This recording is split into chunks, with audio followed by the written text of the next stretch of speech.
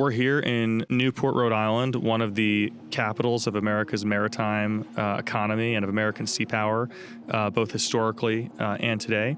And we're joined by a very special guest, Colin Corridan, recently retired as a captain in the U.S. Navy. Has done some amazing things for sea power as a surface warfare officer on many different types of ships, and then on unmanned technology as well. And now is journeying into industry, which we'll kind of touch on at the end here. And I think we'll have a great conversation.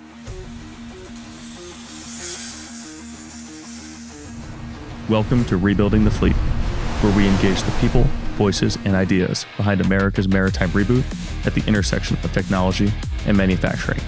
I'm Austin Gray, former Navy intelligence officer and co-founder of Blue Water Autonomy. And I'm Tim Glenatsis, and I've been building ships for the U.S. Navy and the commercial market for 25 years. From amphibs to destroyers, and now the unmanned warships of the U.S. Navy's future fleet, it's time for some shipbuilding.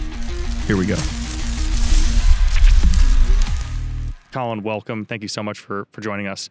Do you want to just quickly introduce yourself? Yeah. Hey, thanks a lot, Austin. Thanks, Tim, for having me. I'm really excited to be part of this conversation, and it's great to be here in Newport. I'm a son of Massachusetts. I was born up in Springfield, Massachusetts. I went to the Massachusetts Maritime Academy, so I have a really deep connection with the water and the ocean, and that's what led me into the Navy. You know, when I went to Mass Maritime, I said, I think I'll join the Navy for 3 years and check it out. I have a family history of military service, and I thought it would be fun to do that and a nice resume builder. You know, I had 3 years as a naval officer and then go off and do other things. And then I fell in love with what the Navy was doing.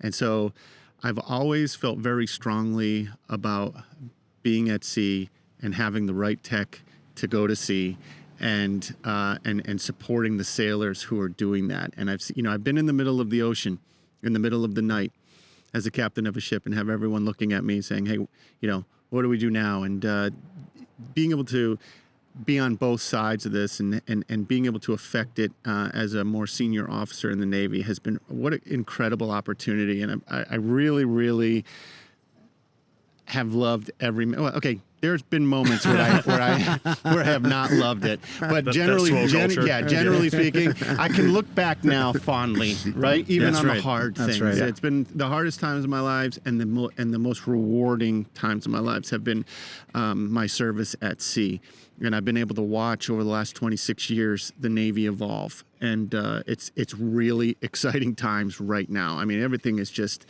The pace at which we're moving, the pace at which technology is moving, is really exciting right now. And so, I'm living in D.C. right now. I exited the Navy. I've started with a new company, but the past couple jobs that I've had in the Navy really pivoted the way I'm thinking about things and the perspective that I've got, and with the pace at which, like I said, with the pace at which the world is moving, the lens I see things through now is a lot different than what I was seeing 25 years ago. And I'd love to chat more about that. I think first, I want to say, if we're going to have you on the show, and every time we do it, we're going to do it here. And this spot is like perfect. So. Yeah, this is like coming home with. I mean, as a surface warfare officer, I've spent a lot of my career in Newport, Rhode Island, and it's just it encapsulates the nautical culture, and it's just gorgeous. And Great. Anytime you need me to come back, we look forward to doing the show again. Did you do OCS after Mass Maritime? Or? I didn't. So that it was a very unique commissioning source at the time. There was a student incentive program, it was called, and you could become a merchant marine officer, basically. Yep. SSO. I'm a Kings Point. I did very similar. But you didn't have to. And when I started Mass Maritime, I wasn't sure if I wanted to be a naval officer, and so I didn't do the student incentive program because I wanted the options. But by the time I became about a junior, I knew that it was what I wanted to do. I had made up my mind, and I said, I'm going to do it. But the odd thing was, you just commissioned straight in. And I had never been a midshipman.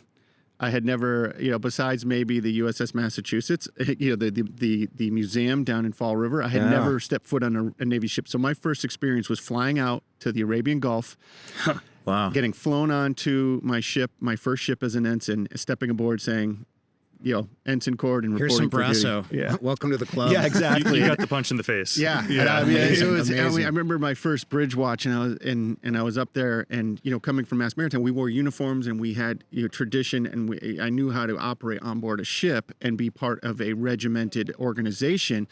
But the intricacies of the Navy, I didn't. I remember my first experience on the bridge of a ship, where the officer to deck was a warrant officer. And I didn't really know what a warrant officer was. I was scared of warrant officers. I was like, I was still scared of warrant officers. I was really scared when I was an ensign. That's how you know you've been around. Yeah, I was like, you're way older than me. I think I outrank you, but I'm not going to bring that up because I think that would be a bad move. My instincts kicked in, and I was, so I did a lot of learning real quick. But what I was able to take what I learned at Mass Maritime, I got my degree in marine transportation ship driving, and I got to apply that to my time in the Navy, and then I learned the tactics and the warfare part pretty quickly. But like I said, I fell in love with it. Awesome. I think, Colin, that's a great place to kick it off, right? Like this show is about talking sea power and building sea power. You've had some incredible experiences, from LCS to 59 to Disruptive Capabilities.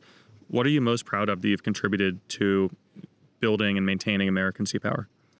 So, being part of the Littoral Combat Ship program was so interesting and tumultuous. It's the program that everybody loved to hate at the time, and I always thought, I loved it, and I had the opportunity to command both variants, which was unusual, and But you commanded both variants at sea. I did. Wow. Okay. Yeah. I won't ask the obvious follow-up question. But we're all curious. I know everybody asks which one do you like better. That's right. I can't. I love them both. It's like my children. I'm an equal opportunity parent. I had twins. They looked super different. The one variant, it was much more familiar as a warship. It had a steel hull, but the two variant, I always said, had much more room for activities. Okay, good. So they both had definite advantages, and they both were effective in the littorals. And it was, the problem was people wanted to always compare it to a destroyer. Right. And it was conceived when we were talking about asymmetric threats and we weren't super concerned with the Chinese or the Russians at the time, and then that changed, and everybody said, well, we need this LCS to be doing all these things that it wasn't designed to do. And I think, do you think now LCS will be good for some of the modular missions, some of the unmanned? I think it's a perfect mothership. Yeah. In fact, like I said, they love to give it the bad press, but it's out there doing the country's work right now. We've got LCSs deployed to the Arabian Gulf. We've got LCS operating out in Indo-PACOM, and they're doing great work. And we're making them more lethal. And we've now opened the aperture on some of the employment. Before it was like, hey, we need to literally stick with the 3 original warfare areas, and we got to get those right first. But when the LCS came out, when I was in Bahrain at Task Force 59, I was Admiral Cooper and I were talking about, well, what an incredible mothership this was going to be. Yeah. And a small anecdote about that. I had a guy that worked for me who was a through and through destroyer guy at Task Force 50. He worked for me at Task Force 59, and his part of his job was to go out to the ships and help integrate some of the dual use tech that we were bringing out there and bring them aboard these ships. And we brought a vertical takeoff and landing vehicle out to the destroyers, and we brought that same vehicle out to the LCS. And he came back and he said, "Okay, sir, admittedly, it was much easier to integrate onto the LCS, and the destroyer guys were great, but every centimeter on a destroyer is dedicated. Is the deck size is partially, and space to set up shop, space to the density is just so be high. modular, right? Yeah. The LCS was built to accept new tech and be modular. Activities. Yeah. Is there anything that makes it better at accepting software? So that's a great question, and that's still a hard nut to crack. We have the combat systems software, and it's built, like I said, it has dedicated seats in the combat systems suite to plug things in. But there's still that challenge of getting, particularly when I was trying to bring this commercial tech out there, dual use tech, and integrate it into warfighting. So sometimes we'd have to run a cable. And it's because we couldn't do that interface. And so that's a great, something that I learned out at Fifth Fleet. how important it is to have these cross-domain solutions and to have the integration and the interoperability. So on one hand, what I was doing out at 59 and particular, kind of a segue from the LCS, is that I saw how valuable it was to have commercial tech because we could easily share our data with our international partners. Oh, right. But we couldn't easily integrate with some of our existing architecture, right? And so it was kind of a conundrum, but it's solvable. And I had really smart people working on cross-domain solutions. And how do we upload this data into some of our more exquisite systems so that we can all be sharing? But we've got along. I think we're working on that and fighting from the mock, and the Navy is really leaning forward on that. And I think that we are on the cusp of really making it easier to reduce that cognitive burden on. So you watchsiders. had this really interesting fate, right? I think right at the end of your Navy career, where you were working with the Disruptive Capabilities Office. Yeah. I'd love to understand, when you think about what was it that drove? I don't know how much of a choice you had joining that outfit, but to the extent that you did, or you were excited about it, what was it about it that was interesting? Maybe you could talk to us about what you were up to there. What that office was up to in general. Yeah. And what was it trying to accomplish? Because I think things have. I'm using past tense because I think things maybe have tweaked in the last couple of weeks. Oh, yeah. Things are moving rapidly, evolving as we speak. Okay. Well, first of all, I'll answer your question, Austin. I wanted to be the captain of a ship. Yep. And I love the people. I love the sailors.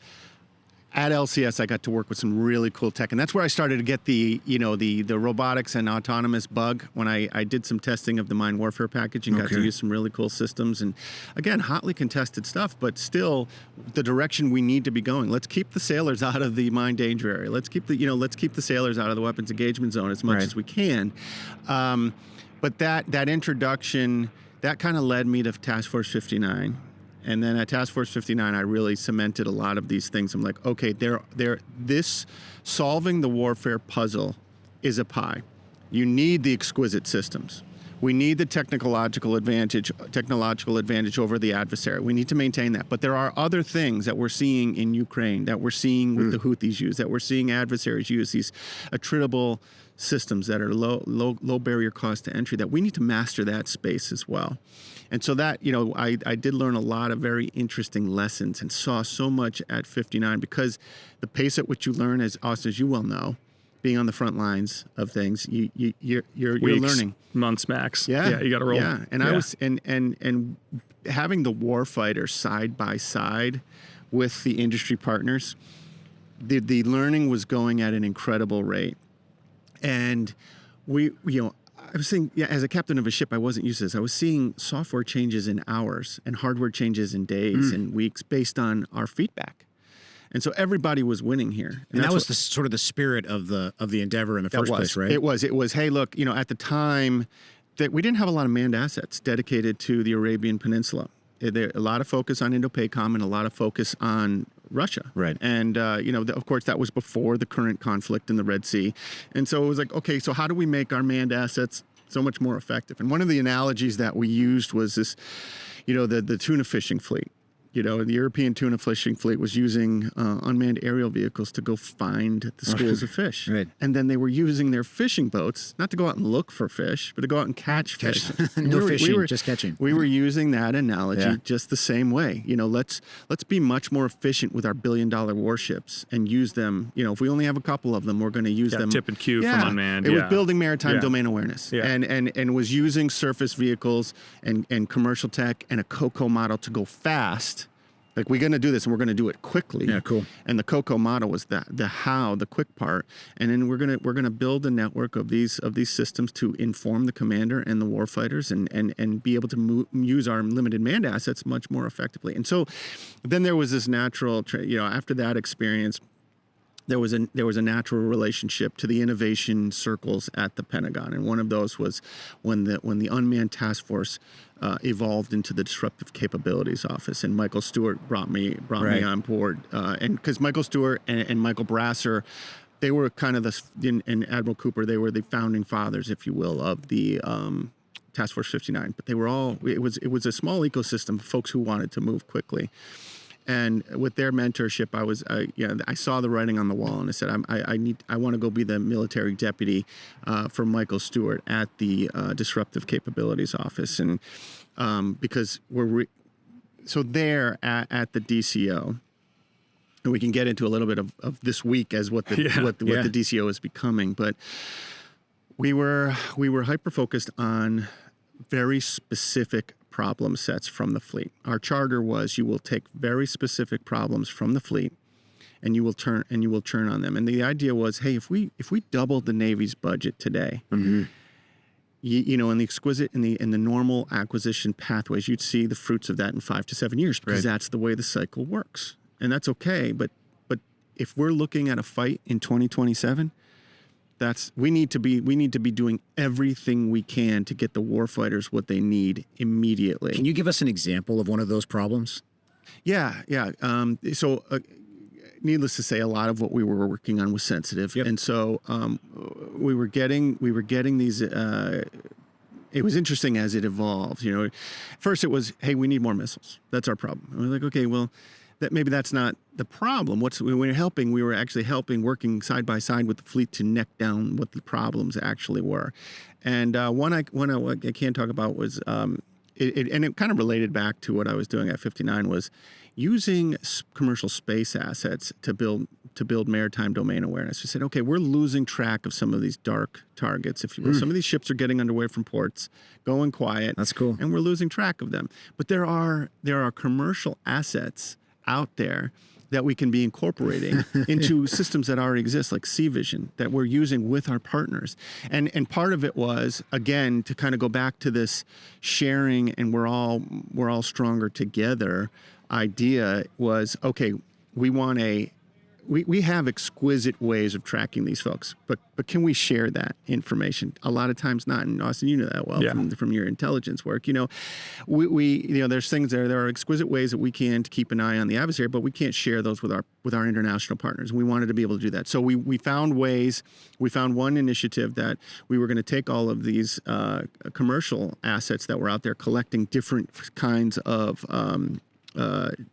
data, and we're going to incorporate those into Sea Vision, a program that already exists, and we're going to be able to share that with our international partners. And that was something we actually started doing out in 6th Fleet, but then it became very interesting to 7th Fleet as well.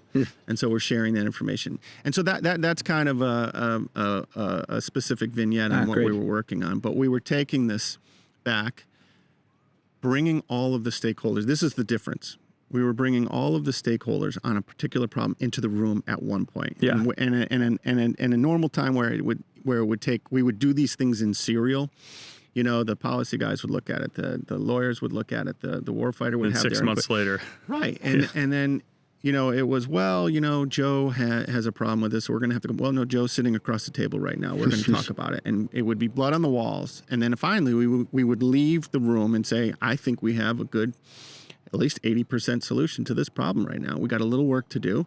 Maybe we're gonna do a little bit of get some money to go do a little bit of proof of concept. But you guys didn't have a budget where you could pull your own trigger. Correct. Yeah, or maybe you had a trigger but no ammo, right?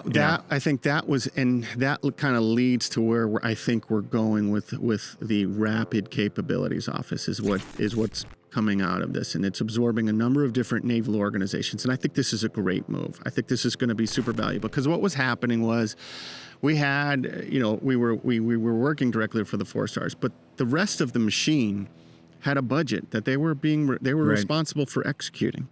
And so to come in and say, even though the money was relatively small, relatively speaking, it was still things that people weren't planning on. Yeah, it's a knife fight. Right.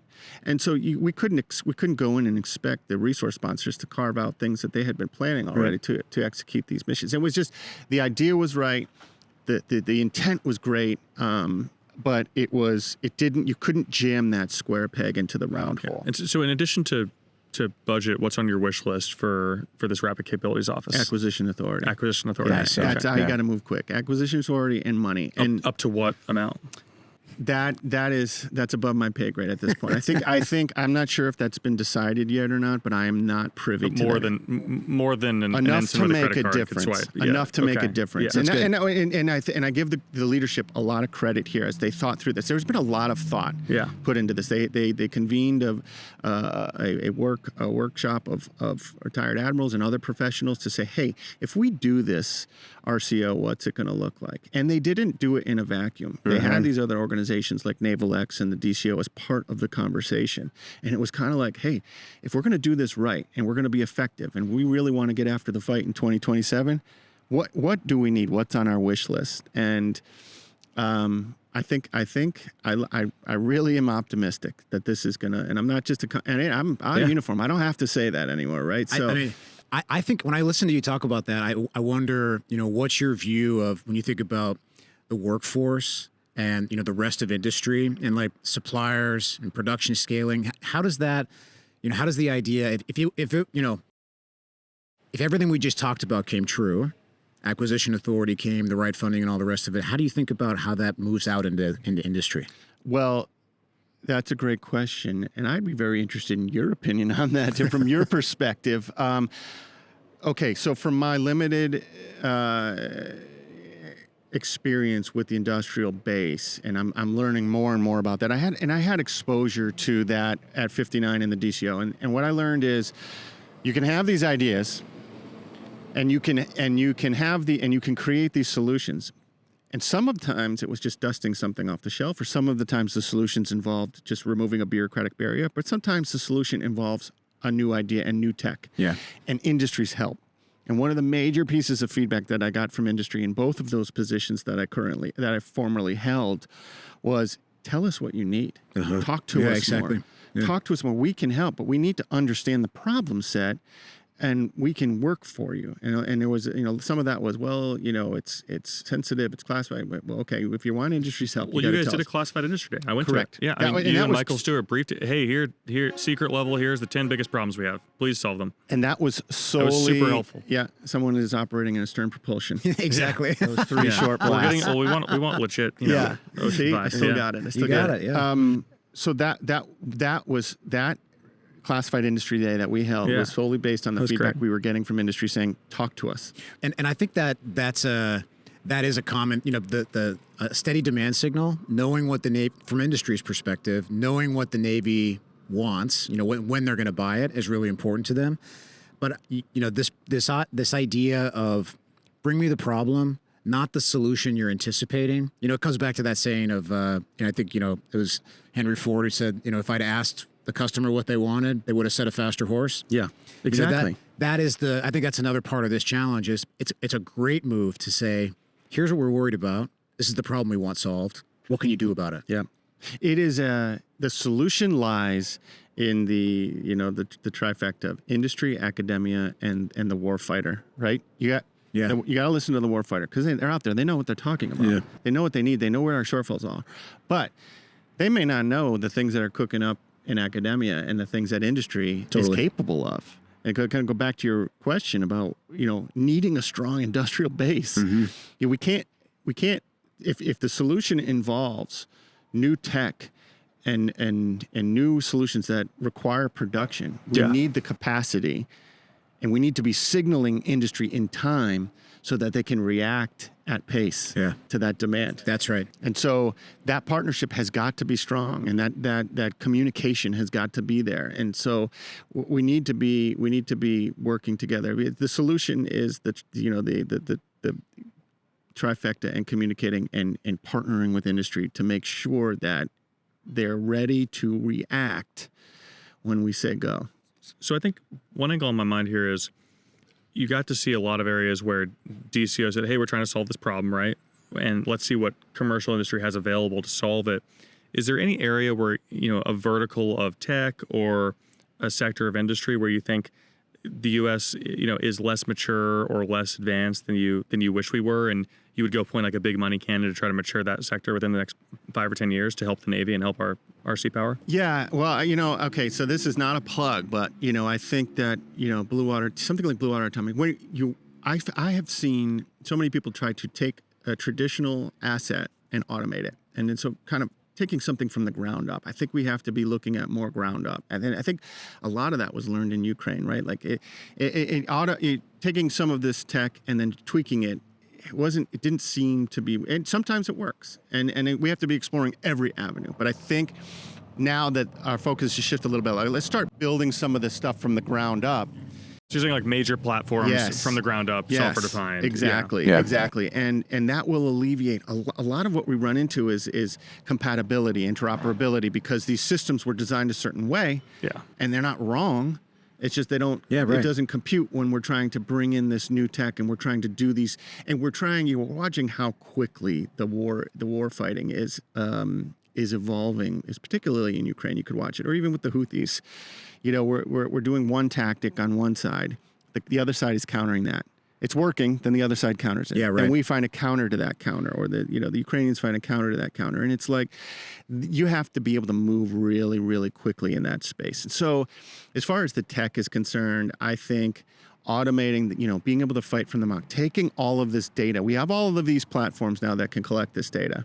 Now let's take it and synthesize it. Process it, analyze it. Do you think fighting from the mock is risky because it creates big mock-sized targets for our adversaries? I think so. That's, if you listen to how some folks define the mock, is the key. What is the mock? Is it a place? Is it multiple places? Some of our listeners are wondering what you mean by mock. Okay, I'm sorry. Yeah, it's a great. I apologize. Yes, that's one of them sitting here. Okay, the Maritime Operations Center. This is the brains. This is in the movies. It's the big room with all the screens and all of this and all the warfighters. Level room, not the joint level room. Correct. Yeah, correct. It's the Navy level room where you're going to fight. And it was there when I was standing next to, Captain Joe Baggett and Admiral Cooper when the Houthis started shooting at our destroyers. And all of a sudden we're watching this historic, naval fight going on. And that's where it was orchestrated from. All of the different warfighters dispersed around the area are reporting back to the Maritime Operations Center, or the MOC, and that's where the decisions are being made. Now, the Navy is a naturally decentralized organization. It goes way back in our culture. Take the Queen or King's orders, sail off over the horizon, and execute the intent. But now with the ability to be able to communicate the way we do and to make decisions and have an understanding of the environment is super valuable, because then you can orchestrate things. But having a mock that is not necessarily centralized. I think you can have a mock anywhere, and it can be expeditionary, and it can be. The Ukrainian watch forces are decentralized. So you go to the watch, they have like 4 or 5 groups of 4 men and women spread out. Exactly. And so you could take one of them out, and the rest keep going, and that's your 20-man watch force. And we know there's reach out and touch me now, right? We understand that. We understand there's ballistic missiles that can reach out and touch us in places that historically we were safe. So we've designed ways to incorporate the Maritime Operations Center and make it expeditionary, make it so that we can move it. But now you need tech to support that, and you need tech to be able to integrate all of that sensor data coming in to make sense of it for the commander, so that the commander can maintain that ability to make decisions quickly and keep the time advantage over the adversary. That's the key. And so go back to your question. That's where I think keep the OODA loop tight. Yeah. Keep working on that. Keep working. We've got the robotics. They're out there. They're learning hard lessons on the waterfront. I don't care about the bad press about any of the things that have been going on lately. The pace at which we're learning is incredible, and we're taking all of anything that happens out there. We're learning from it, and we got to get good at this. But we are, and the best place to learn it is out there doing it, not in a vacuum or in a controlled environment, but out there on the water with the sailors next, side by side. I think to wrap up our tech section, maybe this is a great pivot. Like, what's the problem you guys are solving at Bedrock? Oh yeah, so it was interesting. In my position, so I was a swell, and I find it very interesting that I became very curious about the underwater space. So I had 2 aha moments at Task Force 59. I had a lot of aha moments, but 2 big ones that stand out to me are, one, the robots and the tech is cool, but it's about the data and how you move the data and how you use the data, and that became clear to me very quickly.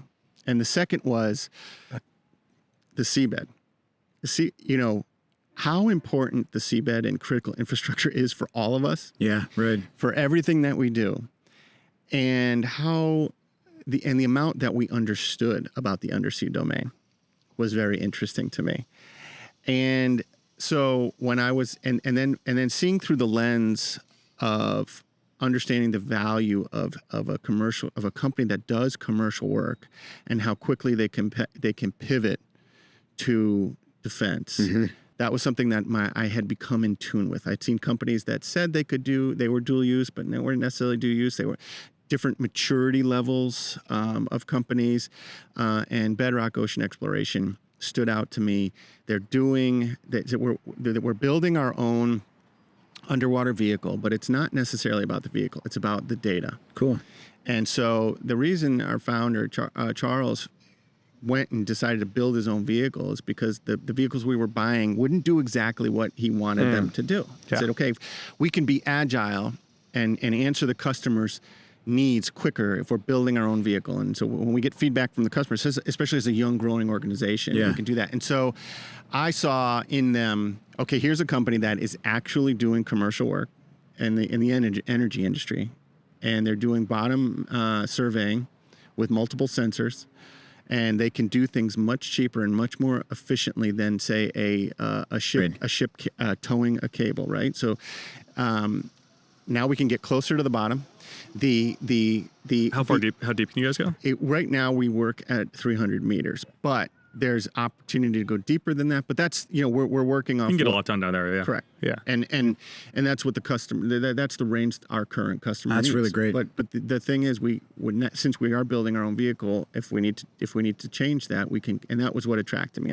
Because I talked about that learning at the edge and having those software changes in hours and hardware changes in days. Because we were working with companies that were agile. Yeah. And that could do that. It's such an interesting point because it's exactly that, like, commercial starting point and agility that makes it a good fit to go into the military space, the defense space.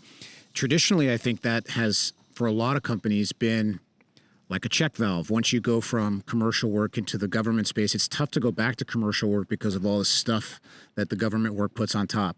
There are a few companies that have figured it out, and it sounds like you guys are on the right track. And that's what really attracted me, and honestly, a great bunch of people as well. A rock star team, kind of like what you're assembling, the team of Avengers to go out and tackle these problems. And I was really attracted by their culture. They took a lot of risks in the beginning, and I really value that, because if you can't be bold and take risks, one piece of advice, my former boss and Michael Brasser, when I took over for him, and Michael Brasser and I go way back. I was his XO when we were on LCS together, and I took over Task Force 59 from him. He said, one of his pieces of advice for me when we did our change of command was be bold. And so I looked for that boldness, and Bedrock took some risks in the beginning to partner with different companies to be able to take technology that wasn't there yet, to be able to make it smaller and more effective, and put it on board these systems. It's way more efficient. Yeah, and what we're doing is not being done anywhere else. Yeah. And so because we are able to partner with these companies, but really take a lot of risk in trying to develop this technology, whether it's an INS or sensors, to make it small enough and continue to be effective on these smaller platforms, was a real big risk. And I was like, I like that boldness. I like, let's go. Look, if you're gonna change things, you gotta take some risk and be bold. Yeah. You gotta be smart, but you gotta take some risk and be bold. Speaking of that, no, I was gonna say, I think we might take a risk here and transition into lightning round. Yeah. And I think for our listeners, we're gonna cover Bedrock next season and go film at the factory with Charles. We wanted to hammer Colin on the Navy today, but we'll. I mean, to be honest with you, given how beautiful it is here, we're gonna be back here next week recording with Colin again. I think just so I can come back to Newport every week if I have to. Just for you guys, freedom. We used to say freedom isn't free. I'll do what I have to. Okay. So we do this thing at the end where we call lightning round, and we just have a few questions that are fun. You don't have to talk about them too much, but we're interested in quick reactions from you on some easy ones. So first one, any underrated shipyard or maritime companies that come to mind? I wouldn't say underrated, but we have worked very closely with X-Hale and Norbit. It's kind of leaders in this innovation and risk taking space. Those were a couple of the companies that we at Bedrock we work closely with, and now I'm kind of seeing and I don't know Norbit. X-Hale, renewably powered, right? Like they semi-submersible. My first experience with X-Hale was their DRIX, their autonomous surface vehicle that I employed when I was out at Task Force 59, and I watched this thing. You know, we talk about autonomy, and when you talk about autonomy, it's a scale, right? Like, you know, what is autonomy, right? And you can fit in that scale of everything from remote control to making its own decisions. But I watched this vessel drive itself into the Bahraini harbor, avoid fishing vessels on its way in, and then put itself pierside. That's incredible. Yeah. And that's a company that Bedrock is partnered with for the inertial navigation system that we're doing. And so, like, companies that are taking these risks and doing that. But then there's also, you know, other companies that I partner with that I'm so proud of what they're doing now, like Sail Drone, when it was one of the original partners at 59, right. Martac and Ocean Arrow and CSATs. CSATs is great. You know, they're the dual use stuff. They're really out there doing it, and those are great companies. Okay, so lightning round theme. What's the most exciting DoD program to watch in FY26? Oh man, the most exciting DoD. I mean, there's a lot because there's a lot going on, and it can't be one of the ones the Army's already canceled. Yeah, I think that because we're moving at such an incredible pace, every warfare area has to move faster. Every warfare area. You're not going to take a column of tanks. It's been proven. You can't take a column of tanks into battle and then, you know, be the enemy and say, hey, wait up, we're going to make our own column of tanks and do this. But I think, you know, the FPV drones have been, you know, the fiber optic, the fiber optic stuff. The battlefield looks like a spider web now, right? And hey, I've been asked, is there the opportunity to do that undersea? Is there things to do, you know, on you know, the Pacific Ocean is a much bigger place than the battlefield of Ukraine. So how do those things translate? So I'm very interested to see, you know, when we talk about, well, if it doesn't work in Ukraine, it's not in a denied environment, it's not going to work against another adversary.